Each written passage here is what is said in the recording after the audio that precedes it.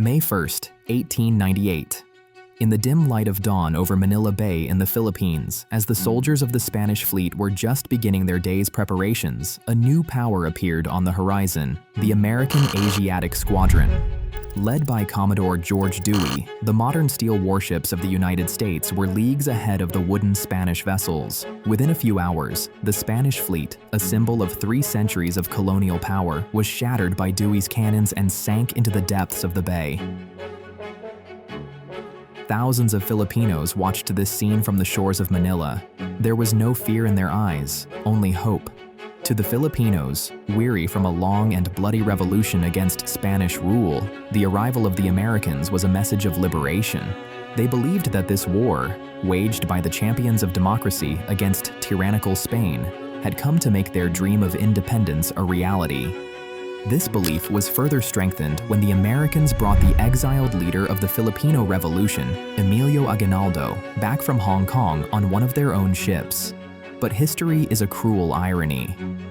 The very Filipinos who had considered the Americans as liberator friends fighting shoulder to shoulder with them would, within a few short months, have to wage another bloody war for independence against those same Americans. The dream of freedom they had almost grasped was hijacked by a new, more powerful colonial force. How did the Filipinos' dream of independence turn into a new colonial nightmare? Why did America, which had extended a hand of friendship, become a new master?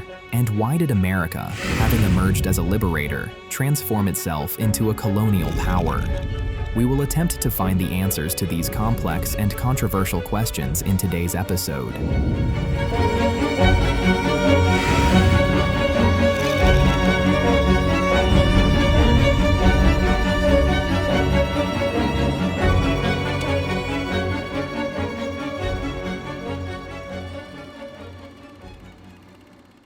To understand the context of America's arrival, we must go back nearly 333 years. Europeans first set foot in the Philippines with the arrival of Ferdinand Magellan in 1521, and from 1565, Spain turned the archipelago into its colony. This long 3-century Spanish rule was primarily dependent on 2 key pillars: religion and economy. The Roman Catholic Church was the main instrument of Spanish rule. The Spanish friars were not just preachers, they were the most powerful figures. From education and culture to daily life, everything was controlled by the church. On the other hand, the economic exploitation was ruthless. Through the galleon trade, the wealth of the Philippines was siphoned off to Spain via Mexico. Vast estates, or haciendas, were owned by the Spanish elite and the church, where Filipino peasants were reduced to virtual serfs. But towards the end of the 19th century, resistance against this exploitative system began to take shape. A group of young Filipino intellectuals educated in Europe, known as the Ilustrados, the Enlightened, began to demand reforms. The brightest star among them was José Rizal. Rizal did not call for an armed revolution. His weapon was the pen. His 2 famous novels, Noli Me Tangere and El Filibusterismo, painted a vivid picture of the corruption, hypocrisy, and cruelty of Spanish colonial rule, igniting the flames of nationalism among Filipinos. The Spanish authorities branded Rizal a rebel and executed him by firing squad on December 30th, 1896. But this execution, instead of extinguishing the fire of revolution, only fanned it further. Having failed in their hopes for reform along the path shown by Rizal, a group of ordinary Filipinos chose a more radical path. In 1892, a secret revolutionary society named the Katipunan was formed under the leadership of Andrés Bonifacio. Their goal was to achieve full independence from Spain through armed struggle. When the existence of the Katipunan was discovered in 1896, a nationwide revolution erupted. It was through this revolution that a young and charismatic leader named Emilio Aguinaldo rose to prominence. Aguinaldo quickly gained a reputation as a successful military commander and came to lead the revolutionary government. However, due to internal conflicts, Bonifacio was controversially executed, which remains a dark chapter in the history of the Filipino Revolution. Although the revolutionaries fought heroically, they gradually weakened before the well-organized Spanish army. Finally, through a truce agreement in 1897 known as the Pact of Biak-na-Bato, Aguinaldo and his companions agreed to go into exile in Hong Kong. Though this exile was a temporary tactic, the Filipino desire for independence remained very much alive, and it was precisely at this time that certain events were unfolding in the Caribbean that were about to change the fate of the Philippines forever.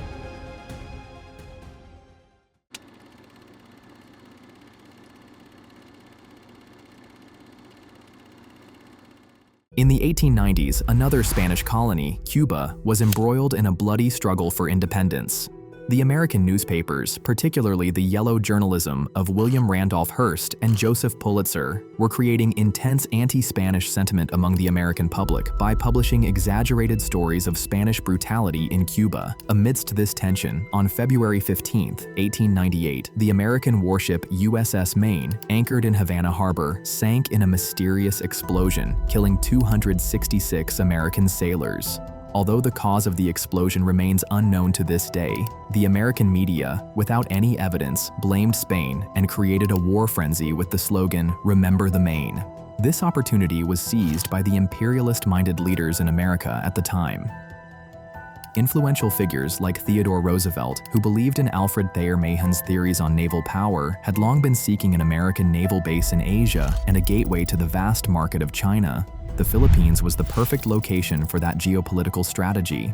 As the possibility of war emerged, the then Assistant Secretary of the Navy, Theodore Roosevelt, ordered Commodore George Dewey to have his Asiatic squadron ready in Hong Kong. His secret instruction was to destroy the Spanish fleet in the Philippines as soon as war with Spain broke out. On April 25, 1898, America declared war on Spain. Just 6 days later, on May 1st, Dewey entered Manila Bay with his squadron and completely annihilated the Spanish fleet. The victory was so swift and one-sided that only one American sailor died, and that was from heat stroke. But Dewey had a major problem. While he controlled the sea, he did not have enough ground troops to capture the city of Manila.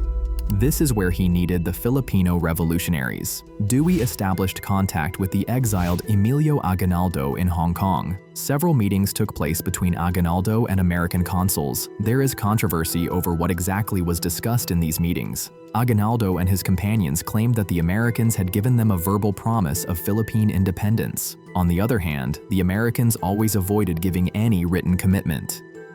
They used Aguinaldo's desire for independence, but did not bind themselves to any formal agreement. Trusting this vague promise, Aguinaldo returned to the Philippines on an American ship on May 19, 1898. His return breathed new life into the Filipino revolutionaries.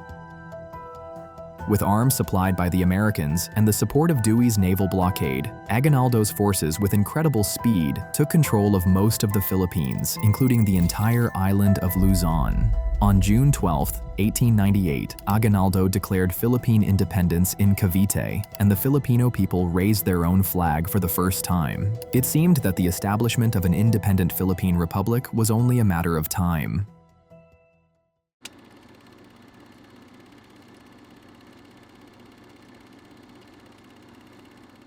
As the Filipino revolutionaries were liberating one city after another from Spanish hands, they firmly believed that the Americans were their allies. But behind the scenes, a completely different game was being played. American generals and policymakers in Washington never saw the Filipinos as equal partners. In their eyes, the Filipinos were merely a convenient tool to replace Spanish rule with American rule. The most blatant expression of this attitude occurred on August 13, 1898, during the capture of Manila. Aguinaldo's forces had surrounded Manila, and the city's fall was inevitable. However, the Spanish governor could not accept the humiliation of surrendering to the so-called savage Filipinos. Therefore, the Spanish and American commanders made a secret deal. According to the agreement, a mock battle would be staged. The Americans would shell for a while, and then the Spanish would formally surrender to the Americans, not to the Filipinos. As per this secret agreement, American troops entered the city while Aguinaldo's forces were kept outside. They were forbidden from entering their own capital city, for whose liberation they had shed blood. This was the first clear betrayal, and it sowed the seeds of suspicion in the minds of the Filipino leaders. The real theft took place a few months later, thousands of miles away, in Paris. In December 1898, representatives from Spain and America met in Paris for peace talks. The fate of the Philippines was being decided at these talks, but no Filipino representative was invited. Aguinaldo had sent a representative, but he was not allowed anywhere near the negotiations. The main issue was what America would do with the Philippines. Spain had lost the war and had no power to hold on to its colonies. There was intense disagreement within the American delegation on this matter. A fierce debate between imperialism and anti-imperialism was raging within the United States. The imperialists were led by President William McKinley, Theodore Roosevelt, and Senator Albert Beveridge. Their arguments were, the Philippines would be a crucial base for American trade in Asia, especially for accessing the vast market of China. Moreover, if America left the Philippines, another colonial power like Germany or Japan would seize it, which would be strategically detrimental to the United States. Then there was the racist and paternalistic concept of the white man's burden. According to them, the Filipinos were little brown brothers who were unfit and uncivilized to govern themselves. Therefore, it was a sacred duty for Americans to civilize, educate, and Christianize them, even though Filipinos had been predominantly Catholic Christians for 300 years. President McKinley later claimed that he had received divine guidance to take the Philippines while praying on his knees. On the other hand, influential figures like Mark Twain, Andrew Carnegie, and William Jennings Bryan formed the Anti-Imperialist League and vehemently opposed it. Their argument was that ruling another nation's people without their consent was contrary to the core principles of the American Declaration of Independence. It was hypocrisy and tyranny. In the end, the imperialists won. On December 10, 1898, the Treaty of Paris was signed. According to this treaty, Spain handed over the Philippines, Guam, and Puerto Rico to the United States in exchange for $20 million. In other words, a country that had virtually been liberated by Filipino revolutionaries was sold from one colonial master to another for money without the knowledge of its people. From the Filipino perspective, this was a cold-blooded betrayal and a shameless theft of their hard-earned freedom.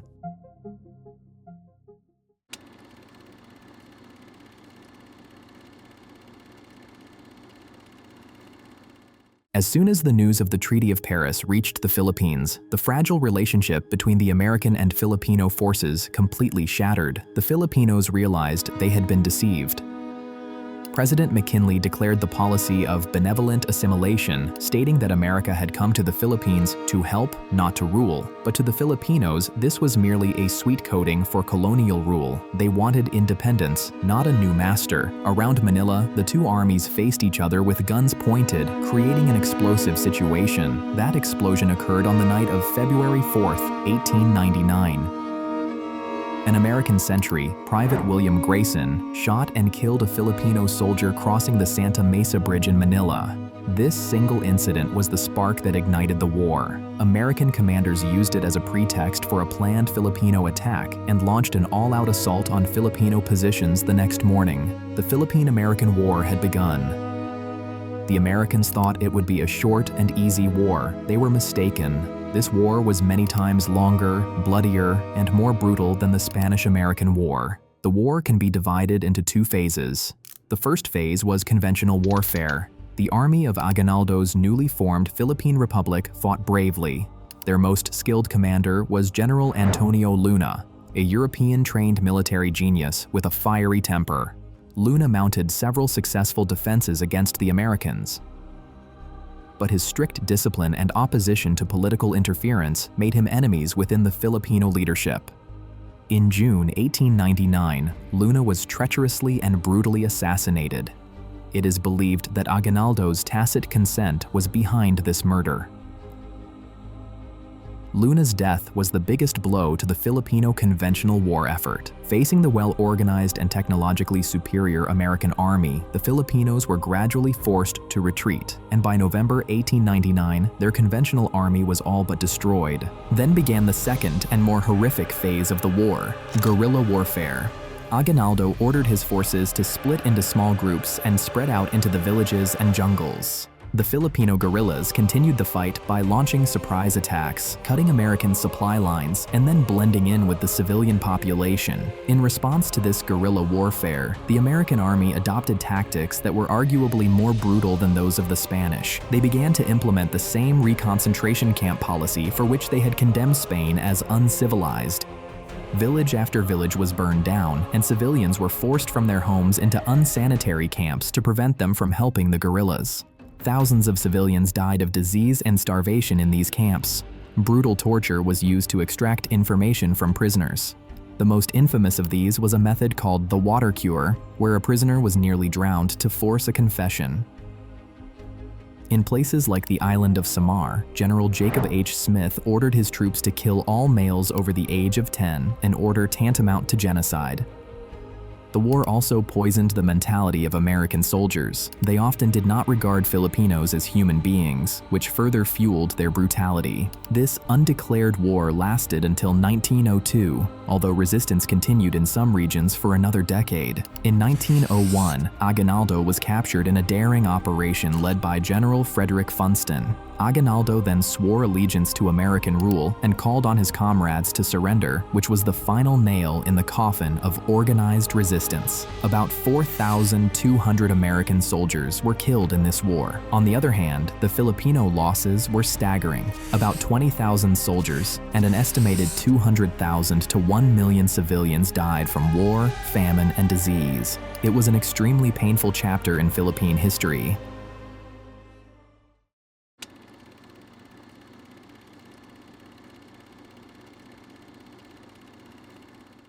Alongside the brutality of the war, America tried to present its colonial rule in the Philippines as a civilizing mission. This policy was called benevolent assimilation. Its main objective was to prepare the Filipinos for self-governance by educating and modernizing them in the American mold.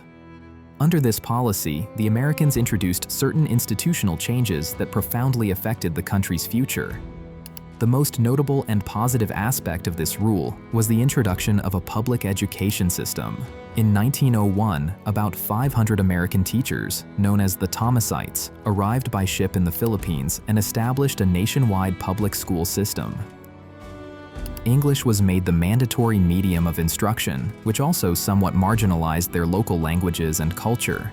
The Americans vastly improved the health and sanitation systems. Through the construction of hospitals, vaccination programs, and public health laws, the outbreaks of cholera, smallpox, and other diseases were dramatically reduced. Infrastructure like roads, bridges, and ports was built, improving connectivity between the various islands of the country.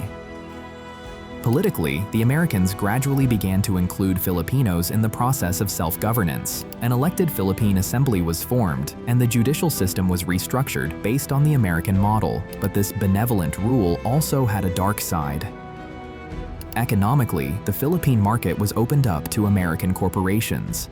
The country's natural resources, especially sugar, coconut, and tobacco, were used as raw materials for American industries, making the Philippines economically dependent on the United States. Politically, the Americans collaborated with the elite class of Filipino society, the Ilustrados. This wealthy and educated class maintained their privileges under American rule, and their distance from the common people grew. As a result, even after colonial rule ended, the country's wealth and power remained in the hands of a few families, which is still a major social problem in the Philippines today. However, the desire for independence never faded from the minds of the Filipinos. They continued to peacefully negotiate for independence even under American rule.